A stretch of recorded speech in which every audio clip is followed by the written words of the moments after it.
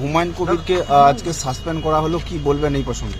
না, প্রথমত হচ্ছে সাসপেন্ড কেন করেছে তাদের দলের বিষয়ে, সেটা নিয়ে তো আমার বক্তব্য নেই।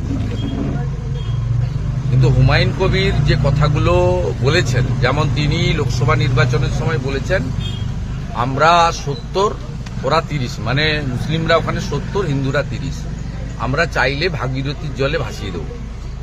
তারপরে হুমায়ুন কবির বললেন যে এটা আমার কথা ছিল না, এটা মমতা ব্যানার্জির কথা ছিল।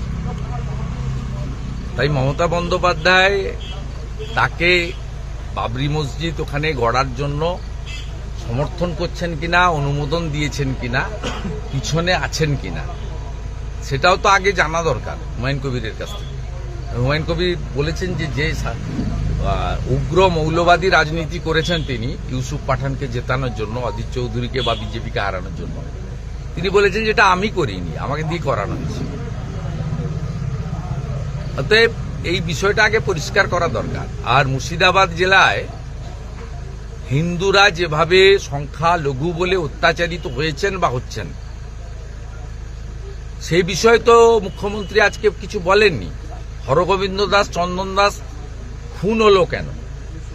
ধুলিয়ান শামশেরগঞ্জে 16% হিন্দু তাদের দেশি নৌকো করে রাত্রিবেলা ফরাক্কা পেরিয়ে বৈষ্ণবনগরে গিয়ে আশ্রয় শিবিরে খিচুড়ি খেয়ে থাকতে হলো কেন?